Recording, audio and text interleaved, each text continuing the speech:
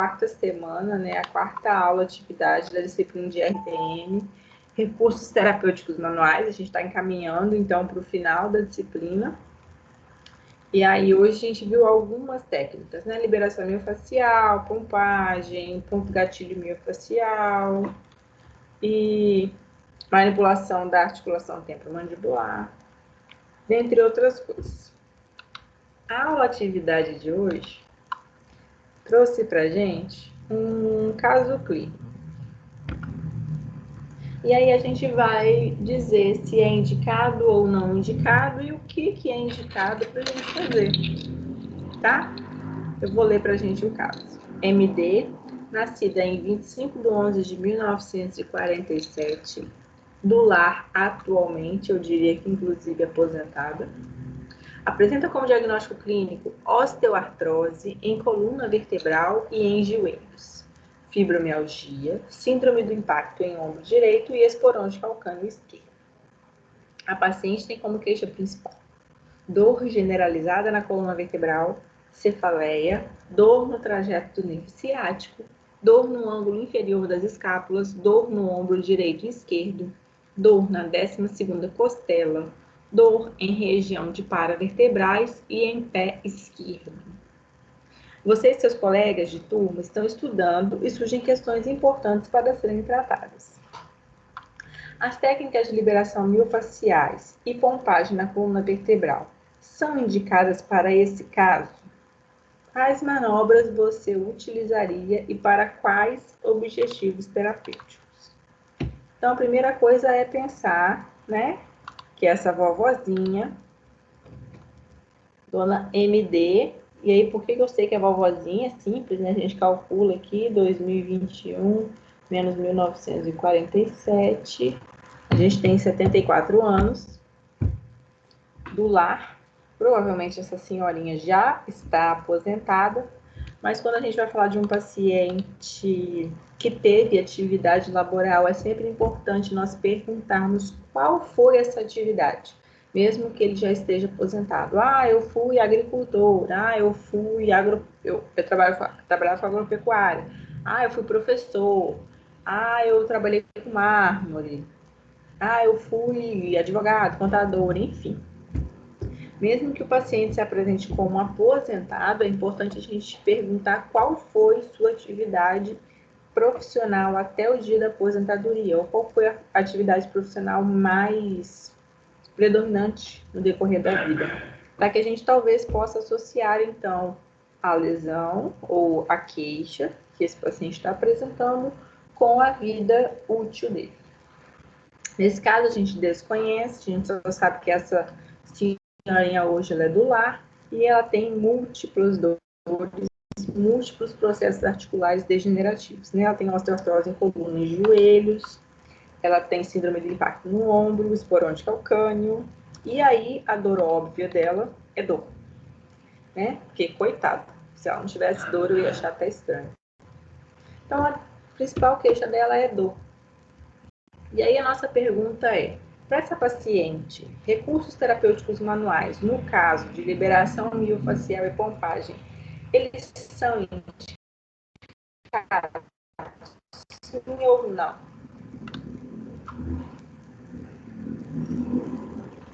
Hein, meninas? A gente pode indicar a liberação miofascial ou pompagem para esse caso?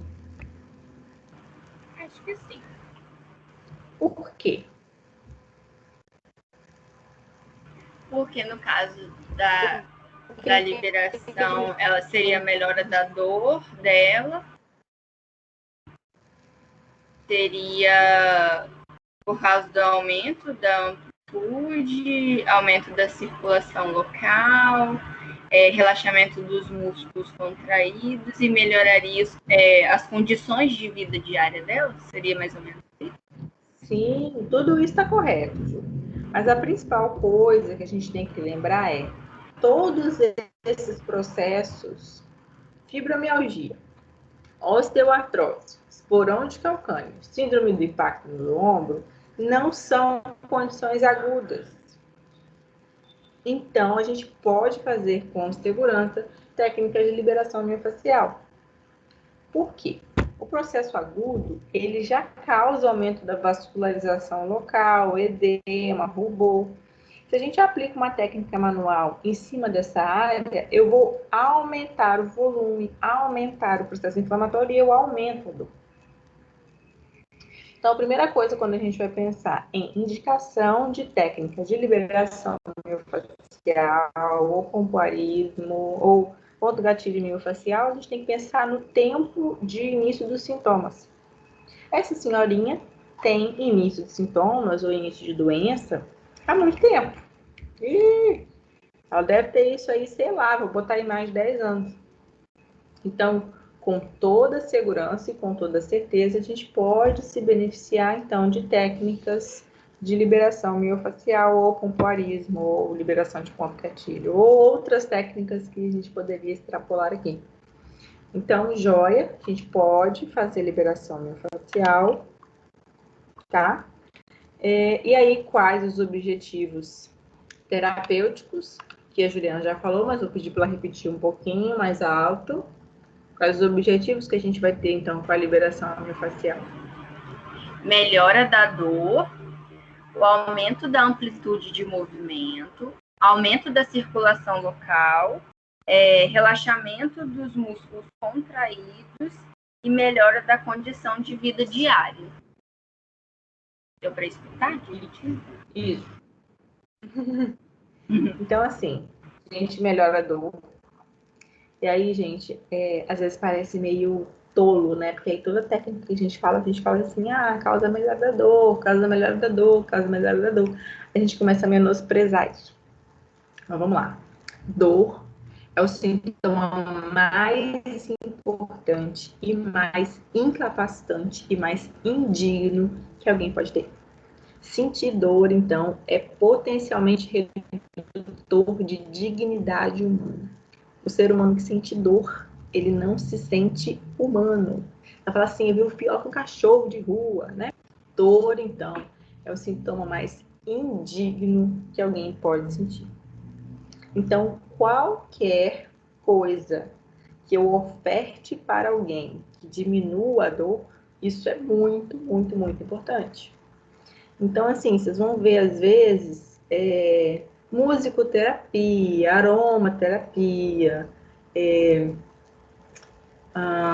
visualização terapêutica, terapias alternativas mesmo. Eles vão falar assim, nossa, mas isso diminui a dor? Diminui a dor.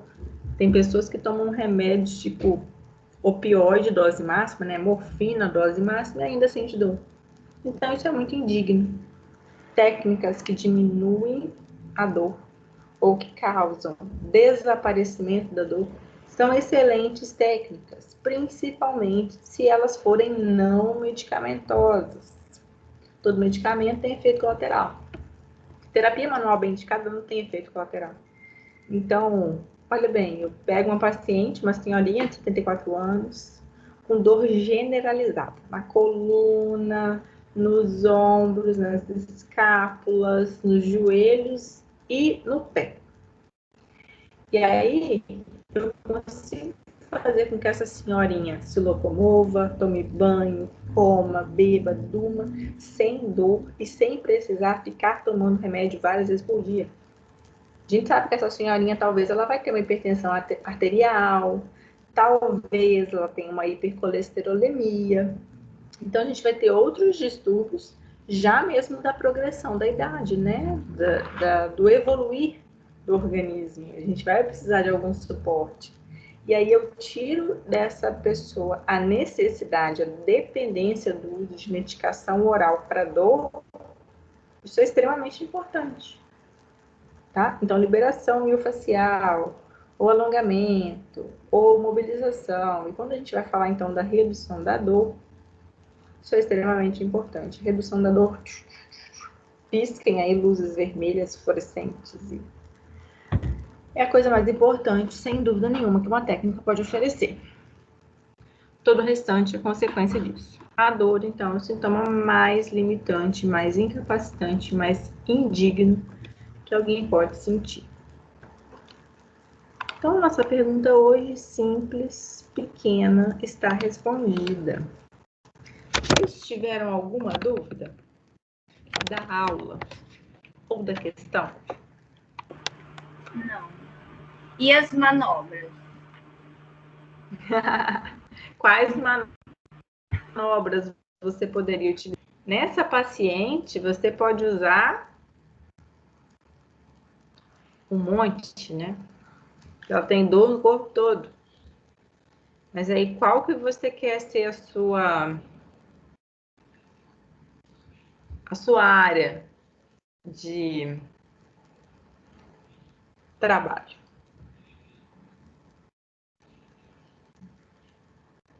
O que você pensaria para ela, Ju? Na lombar, no ombro, no tornozelo, no joelho? Eu vou falar o que eu pensei aqui. Eu Pode pensei falar. Eu anotei, mas eu não sei se é isso. Seria uma tração cervical, mobilização e rotação cervical, inclinação lateral, um rolamento lombar, liberação do piriforme, que ajudaria ela no nervo ciático, na dor do nervo ciático, né? Uhum.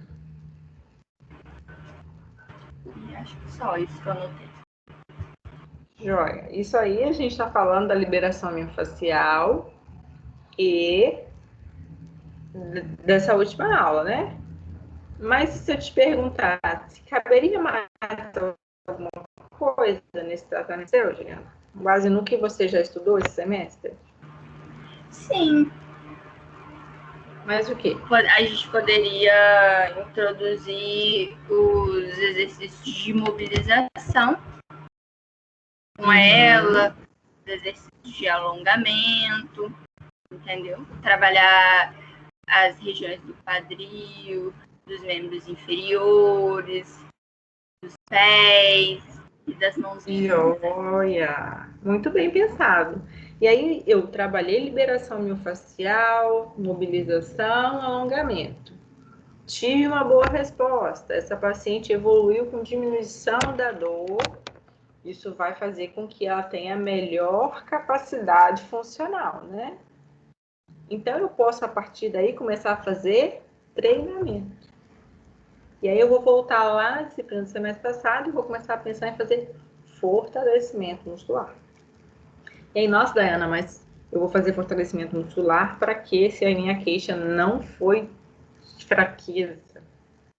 Nós temos uma senhorinha de 74 anos de idade. O que mulher, a partir da menopausa, começa a fazer nos ossos?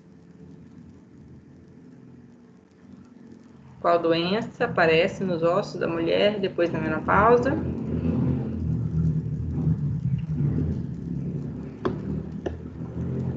Que vai deixando o osso mais poroso.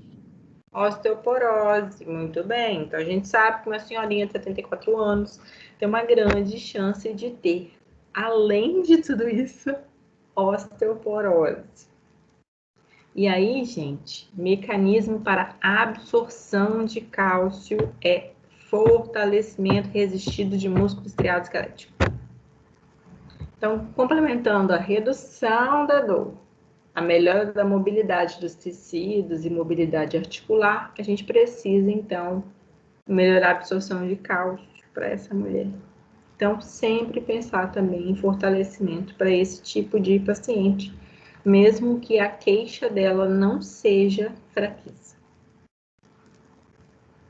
Lógico que num segundo momento, né, num segundo insight terapêutico. Alguém tem mais alguma ideia de manobra para essa paciente?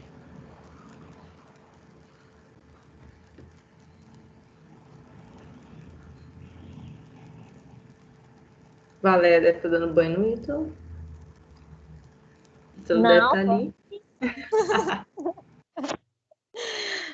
Joia! Alguém tem mais alguma ideia para essa senhorinha?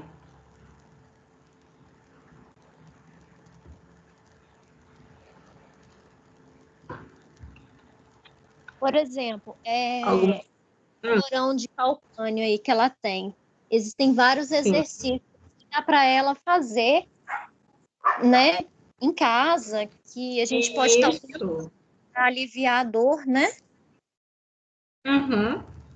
Joia é uma outra coisa, né? Orientação domiciliar. É você ensinar para o paciente, para o seu cliente, enfim, condutas, estratégias complementares ao seu tratamento, né? Eu falei isso com vocês lá atrás. O paciente vai ter 7 dias na semana, cada dia com 24 horas. Às vezes ele vai ter 2 horinhas com você numa semana inteira. E aí, quebrar o mecanismo de lesão com 2 horinhas é muito pouco. Então, a gente pode sim ensinar o paciente, isso não é errado, a ele continuar fazendo o nosso plano de tratamento em casa. Isso é muito importante. Principalmente pensando no tempo de pandemia, né? Antigamente as pessoas olhavam pra gente como tipo, tá me mandando fazer as coisas em casa pra quê? Então, eu não preciso vir na fisioterapia. Pelo contrário, fazer em casa é o que vai acelerar o seu tempo de recuperação e vai fazer com que você precise vir menos às sessões de fisioterapia. Certíssimo. E a gente pode sim ensinar a liberação miofascial, a gente pode sim ensinar a mobilização, alongamento, fortalecimento para o paciente fazer em casa, sem problema nenhum.